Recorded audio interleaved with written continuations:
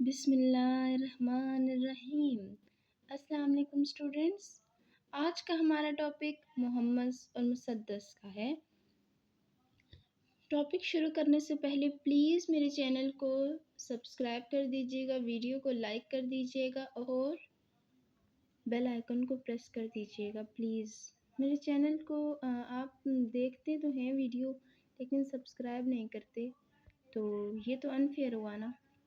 تو چلیں اب ہم ٹاپک شروع کرتے ہیں۔ سب سے پہلے ہمارے پاس آتا ہے ایسی نظم جس کے ہر بند میں 5 مصرے ہوں محمس کہلاتی ہے، یعنی محمس عربی زبان کا لفظ ہے، یعنی حمس مینس 5۔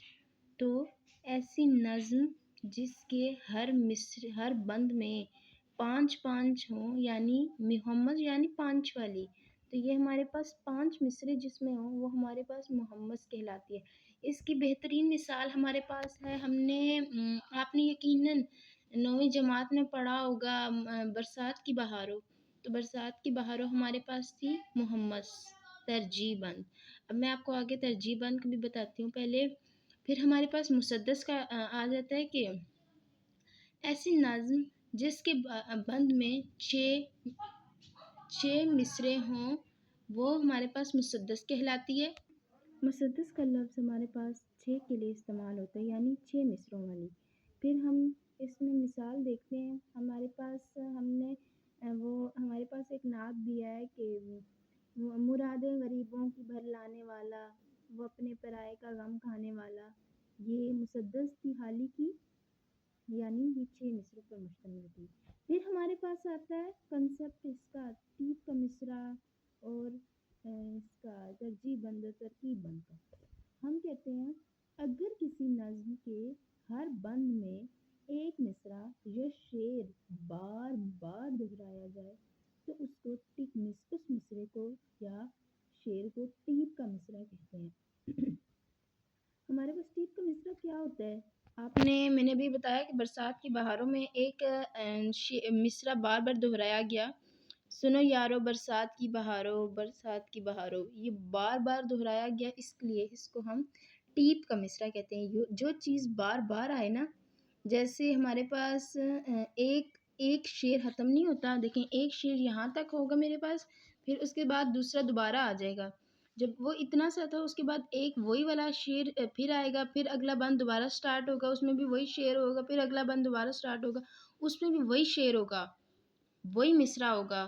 جب دونوں ہوں گے نا تو پھر ہم اسے بول سکتے ہیں یا وہ ٹیپ کا مصرع ہے یا وہ ٹیپ کا شعر ہے، جو بار بار آ رہا ہے، ہر شعر میں بار بار آ رہا ہے۔ اوکے، پھر ہمارے پاس آتا ہے یہ، اب آپ کو ٹیپ کا مصرع سمجھ آ گیا اگر، تو آپ کے لیے ترجیح بند اور ترکیب بند سمجھنا کوئی بڑی بات نہیں ہے۔ ایسی نظم جس میں ٹیپ کا مصرع یا شعر ہو اسے ترجیح بند کہتے ہیں، یعنی جس میں ٹیپ کا مصرع ہو یعنی ایک شعر بار بار دہرایا جائے اس کو ہم کہتے ہیں ترجیح بند۔